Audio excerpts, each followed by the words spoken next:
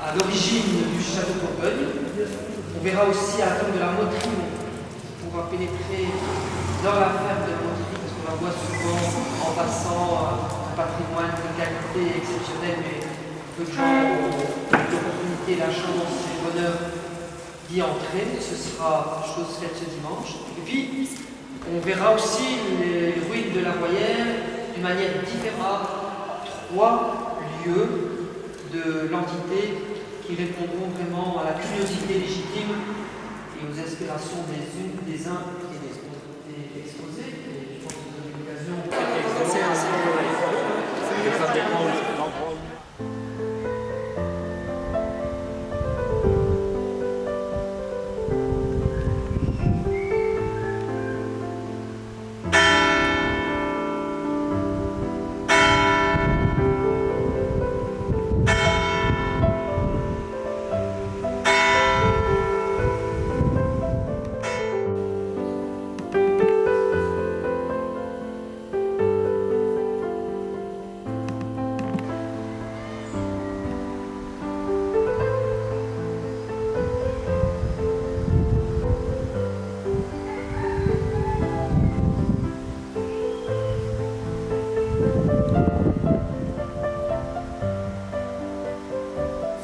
Sans attendre par ce monsieur.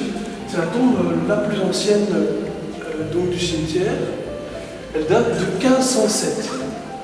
Alors ce personnage, eh bien, c'est l'un des seigneurs d'Étampes, de ce château fortifié avec des douves dont vous avez aujourd'hui l'héritier. Alors là c'est abrégé, noble seigneur, Jehan d'Oléa, etc., etc. Ça, vous pouvez lire tout à l'heure. Et donc, ce sont des personnages évidemment puisqu'ils portent autour du cou une fraise qui était l'habit caractéristique. Alors, la barbichette, c'est aussi quelque chose qu'on retrouve à l'époque. De nouveau, il est représenté en grand cheveux. C'est rien que, évidemment, tout à chacun passe sur.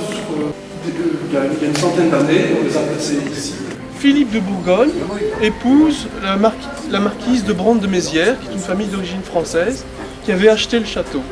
Elle est l'unique héritière, donc Philippe de Bourgogne devient marquis et le château devient sa propriété. Donc ça c'est déjà un personnage qu'on va retrouver enterré dans le caveau.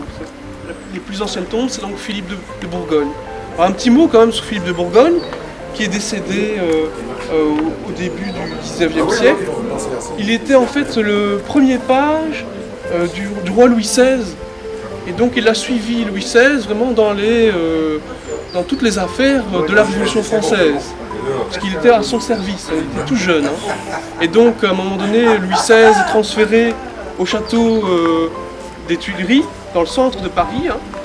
Et c'est à ce moment-là que la population française, en colère, vient chercher Louis XVI pour l'arrêter et l'emmener vers une tour plus tard. Alors il y aura un procès expéditif et il sera guillotiné.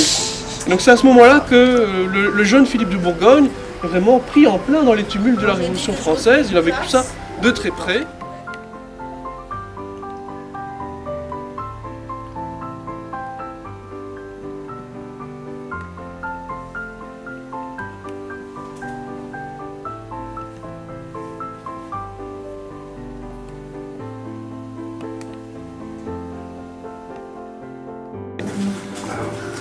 C'est du béton, hein, Ouais, vraiment. mais c'est pas. C'est On peut encore descendre.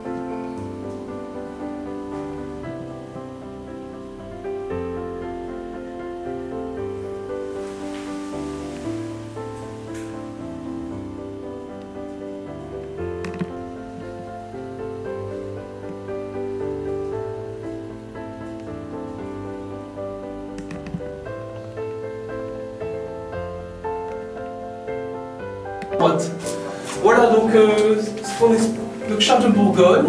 Mais Oui, c'est la pierre. c'est l'autre épouse, l'épouse de Philippe de Bourgogne, qui est tout à gauche. Ça c'est la plus ancienne tombe, tout en bas. Vous avez Charles de Bourgogne, son épouse. Zénobie la chaussée, non? Voilà.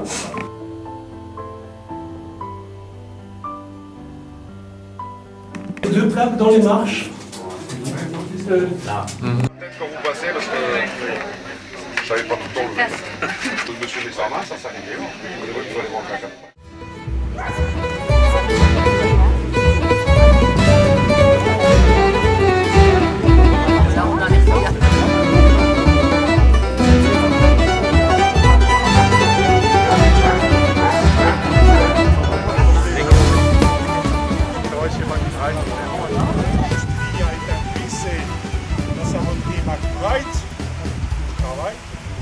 Et la famille Masure.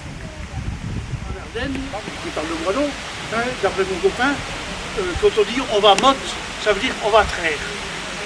Poc, cher ami, le wallon, c'est une langue étrangère par ici, ça ne veut pas dire ça, par ici, c'est tout simplement un endroit boueux. Un endroit boueux. D'ailleurs, l'Ers Nord, c'est aussi un marécage. Si vous allez à Saint-Jean-de-Luz, l'Ers, ils disent, ça veut dire Jean le marécageux. Donc l'Ers, ici on peut donner marécage. Alors ce qui s'appelle De Mottry, nouveau, à cause de ce que je vous disais, cette argile brésienne là, qui est dans 30 cm en dessous du limon. alors ce qui s'appelle Mottry, ou bien Moutry, ça veut dire simplement des gens qui faisaient du tourton, c'est-à-dire du torchis, pour remplir entre les poutres de bois là, pour les colombages. Aussi les plafonds, tout ça. On tourne et on a 17, c'est l'étoile de Bethléem, 18, c'est Marie, Marie, la lune qu'on représente souvent sur un passant de lune, et la lune, c'est la maman qui soigne ses enfants maintenant. Et alors on a le soleil, qui est Jésus, lumière du monde. Le soleil levant. À l'intérieur, il y a 11 fenêtres ou portes dans le logis. Et alors, On verra après. à l'église de l'Ersner, la preuve que c'est la lumière du soleil levant, ou bien on dit que c'est l'évangile, la lumière de l'évangile. Et ici, à l'Ersner, au-dessus de la porte, se trouve la 11e fenêtre, là, en demi-cercle, vous voyez, en demi-cercle. Donc vous avez là le soleil levant, c'est la lumière de l'évangile. Maintenir, mais en plus, ça empêchait les mauvaises pluies d'ouest, religieuses. D'ailleurs, il en reste, à Liège, au 15 août, là, c'est la Vierge. À Hack, là, du casse-date, c'est aussi, ça a une connotation religieuse. Donc, c'était le jour où on faisait une messe un peu spéciale dans l'église.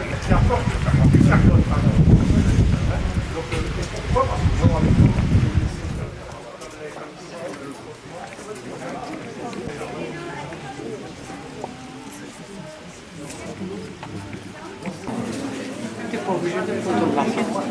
Ça fait dit, je t'ai vu le fait. Attention, les handicapés, il faut donner priorité. Pourquoi j'ai oublié de vous le dire, c'est que donc, le premier bourgmestre de l'Ers, enfin, un des derniers bourgmestres sous l'Ancien Régime, qui s'appelait Alexandre Dubu, a été Châtelet, qui était ici comme brasseur. Et la brasserie du Châtelet. Donc il y aura la dispute. Et finalement, il y aura les Pays-Bas qui vont se diviser.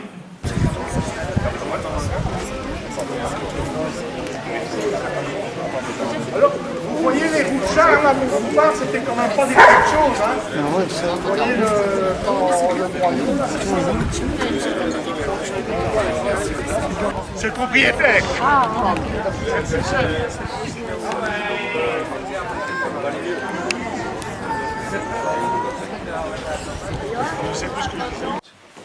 « 1599. Qu'est-ce qui s'est passé en 1599? Eh bien, il y a eu le mariage de l'archiduc Albert et de l'archiduchesse Isabelle. Albert et Isabelle. Alors, Albert, c'était le 10e enfant d'une série de 16. Pas mal. Alors, il était cardinal. Mais c'est même pas un curé.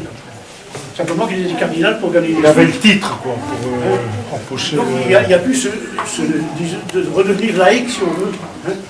Et il a épousé sa cousine, une Habsbourg d'Espagne. Et lui, c'est un Habsbourg d'Autriche. Alors, Voilà, j'espère que ça vous a plu.